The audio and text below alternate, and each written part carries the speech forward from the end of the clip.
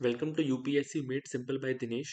आज है हमारे lecture number 12 arithmetic progression and geometric progression यानी एपी और जीपी में।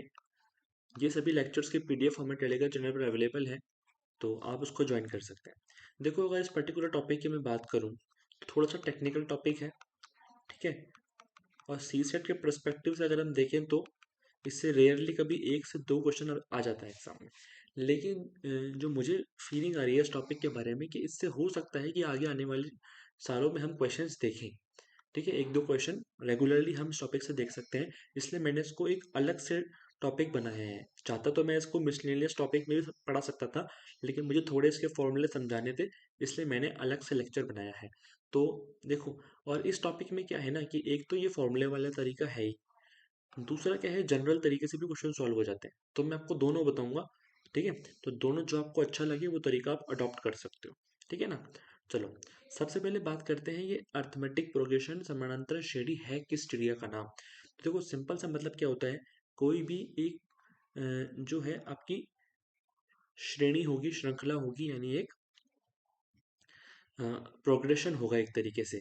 किस फॉर्म में होगा वो प्रोग्रेशन?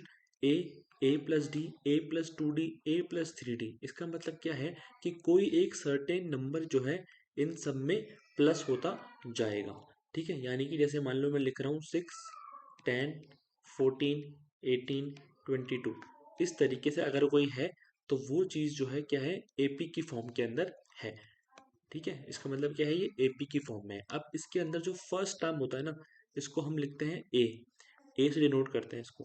और जो ये डिफरेंस है, यानी 10 में 6 गए 4, 4, 4, 4 का डिफरेंस है ना, तो इसको हम बोलते हैं common difference D S R बनता है, ठीक है। और जो इस एपी का फाइनल टर्म होगा उसको हम बोलते हैं ए एन। और आपको इस ए एन का फॉर्मूला याद रखना है। फॉर्मूला तो क्या है, वैसे बना लोगे आप।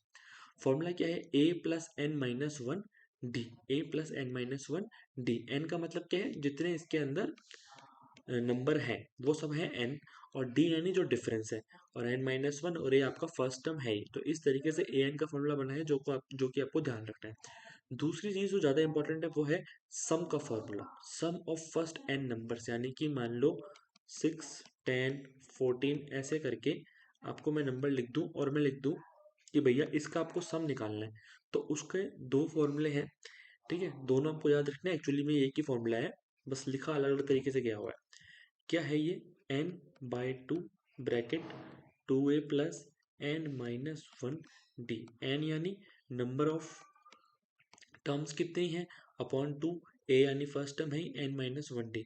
इसी को ही हम इस तरीके से भी लिख सकते हैं, ए प्लस ए एन। अगर आपको ए एन दिया हुआ है क्वेश्चन के अंदर, ये ए एन मतलब लास्ट टर्म दिया हुआ है, तो n by two bracket a plus a N.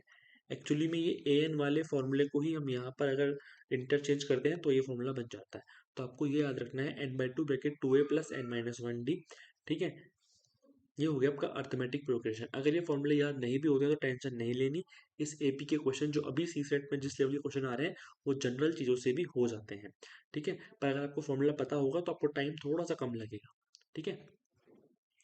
Next जो है जियोमेट्रिक प्रोग्रेशन है। जियोमेट्रिक प्रोग्रेशन का मतलब क्या है, देखो जैसे एपी के अंदर एक सर्टेन नंबर हर डिजिट के बाद प्लस हो रहा था ना, अगर प्लस नहीं होके कोई सर्टेन नंबर मल्टीप्लाई हो तो वो जियोमेट्रिक प्रोग्रेशन के अंदर होता है। जैसे इसकी क्या चलती है, A R square, A R cube, A R four से लेकर ए आर एन तक, यानी आर आर का मल्टीप्लाई होता जा रहा है, ठीक है। इसके अंदर जो nth टर्म अगर कभी आपसे पूछी जाएगी निकालने के लिए, तो वो होगी A R N minus one. Simple सी बात है, ए आर की पावर एन माइनस वन, क्योंकि nth टर्म के अंदर आर की एक पावर कम होगी, इसलिए A R N minus one. Sum of first N numbers, ठीक है। देखो, इतना ज़्यादा यूपीएससी पूछेगा इसकी मुझे एक्सपेक्टेशन तो नहीं है, पर फिर भी हम एक बार पढ़ लेते हैं, ठीक है।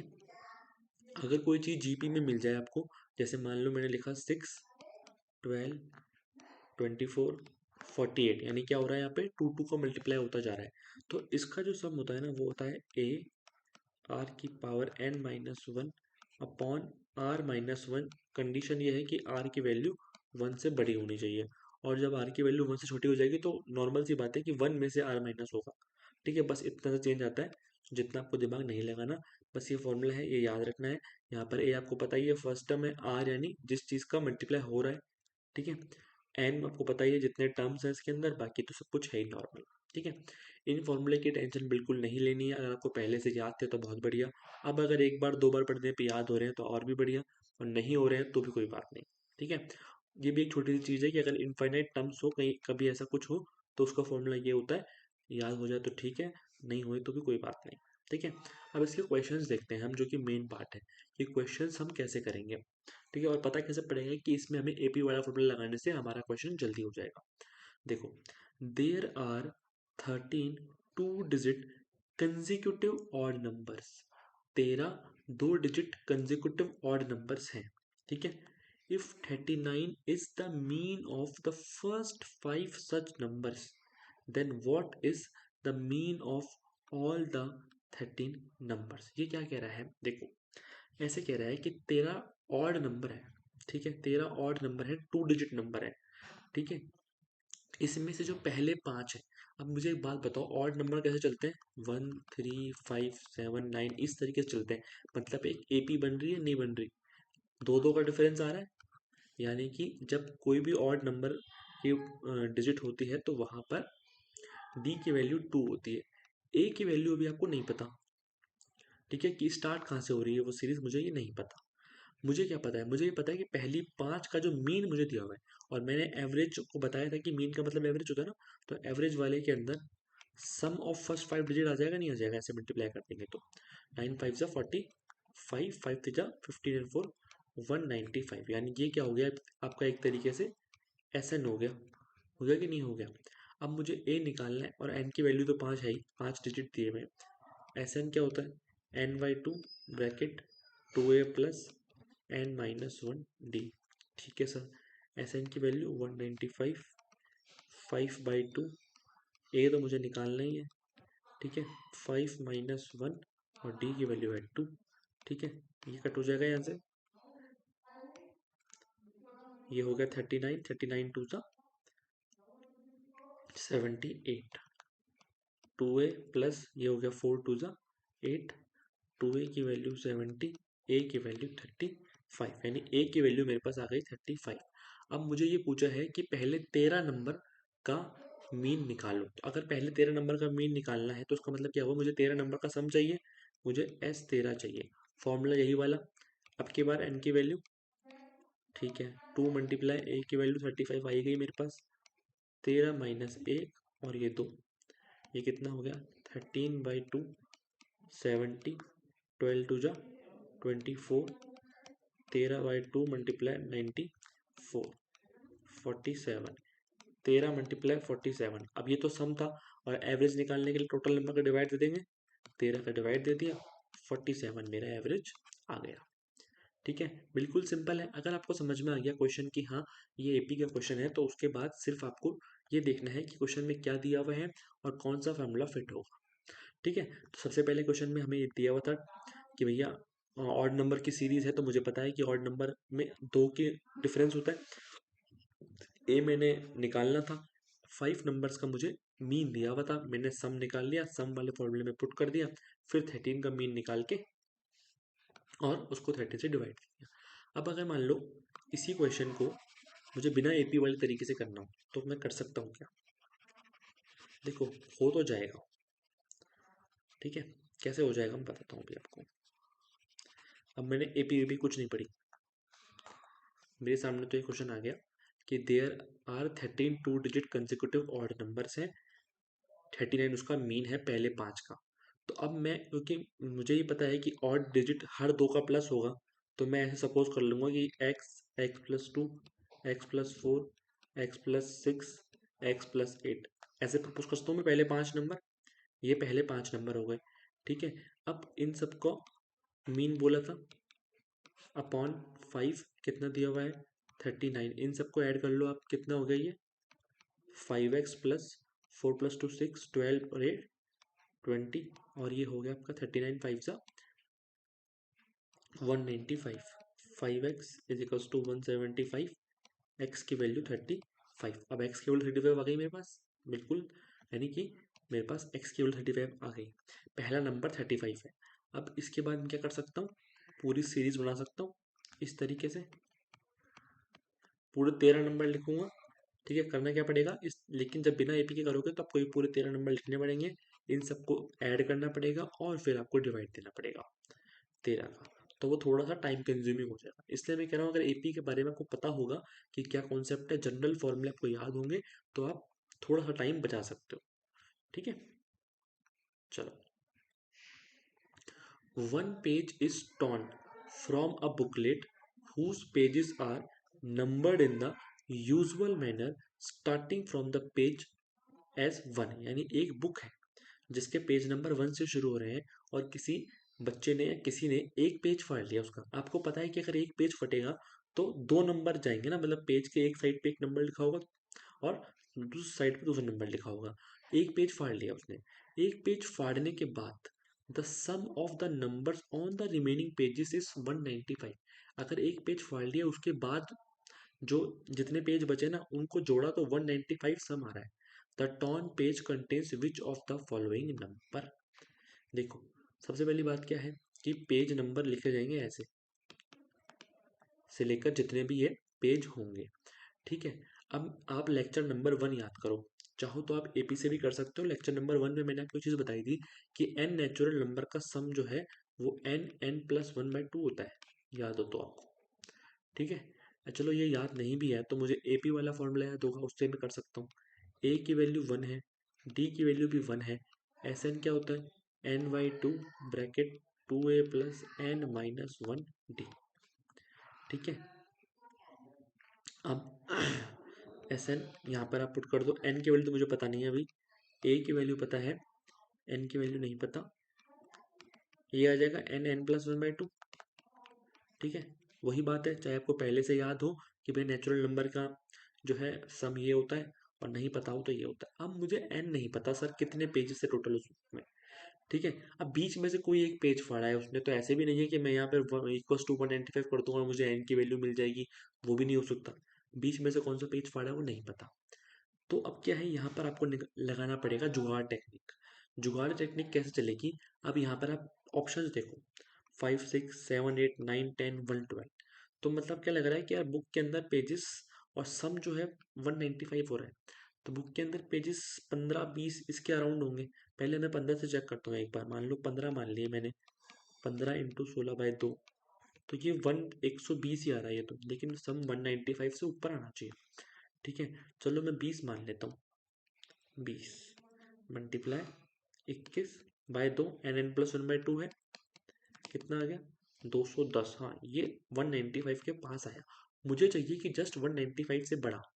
ठीक है, तो चलो मैं 19 से चेक कर लेता हूँ एक बार कितना आ रहा है। ये आ गया 190, ये तो 195 से कम है सर। मतलब क्या कि इस बुक के अंदर पक्का 20 पेज थे। ठीक है, तभी कोई एक पेज फाड़ने पर वो 210 से 195 पे चला गया। तो अब 210 से अगर 195 पे चला गया मतलब सम कितना कम हुआ, 15 का सम कम हुआ। क्या कोई ऑप्शन ऐसा है जिसका सम 15 है? 6 और 5 11, यस, 7 और 8 15। इसका भी नहीं है, इसका भी नहीं है, इसका ये है। ठीक है, इस तरीके से ये क्वेश्चन होगा। यानी अगर आप और टेक्निकलिटीज में जाओगे इस तरह के क्वेश्चन में तो आपको बहुत टाइम लग जाएगा। कई बार इस तरह की जुगाड़ टेक्निक करनी पड़ती है जिससे कि हम आंसर तक पहुंच सकें। ठीक है, लेकिन इस तक भी पहुंचने के लिए आपको या तो ये चीज़ पता होनी चाहिए थी जो मैंने आपको नंबर सिस्टम में बताई थी, या तो फिर आपको एपी का फॉर्मूला पता होना चाहिए था। ठीक है, चलो, थर्ड क्वेश्चन क्या कहता है, एक बायोलॉजी क्लास है हाई स्कूल में, उसने ऐसा प्रेडिक्ट किया कि local population of animal will double in the size every 12 year. हर 12 साल के अंदर जो साइज है वो एनिमल की डबल हो जाती है। The population at the beginning of the year 2021 was estimated to be 50 animals. 2021 के स्टार्ट में 50 एनिमल थे और हर 12 साल में डबल हो रही पॉपुलेशन। तो समझ में आ रहा है ये क्वेश्चन जीपी का है। हर 12 साल में डबल डबल डबल, यानी जब मल्टीप्लाई बाय 2 हो रहा है, यानी जीपी का क्वेश्चन है। ठीक है, इफ, अब देखो क्या कह रहे हैं, 2021 के शुरू में 50 एनिमल थे। ठीक है sir, if p represents the population after n years, यानी एन ईयर्स के बाद, एन ईयर्स के बाद अगर जो पॉपुलेशन है वो पी है, then which one of the following equations represent the model of the class of the population. तो इसमें से कौन सी इक्वेशन जो है वो आपके मॉडल को फुलफिल करेगी। ठीक है, अब देखो जो टेक्निकल तरीका है इसका, वो तो वही है कि जीपी को हम लगा लें। जीपी क्या आती है हमारी, जीपी के अंदर क्योंकि इसने बोला nth टर्म, तो जीपी का nth टर्म आपको याद कराऊं मैं आप, तो क्या था, ए आर की पावर n माइनस वन। ए की वैल्यू क्या है यहाँ पर 50 है सर। आर की वैल्यू क्या है, जितना मल्टीप्लाई हो रहा है मल्टीप्लाई हुआ है, 2 हो रहा है n माइनस वन। ठीक है, अब देखो इसमें से कौन सी चीज़ जो है इस तरीके से लिखी हुई है, ये लिखी हुई है नहीं, ये लिखी हुई है नहीं, ये दो ऑप्शन लिखे हुए हैं।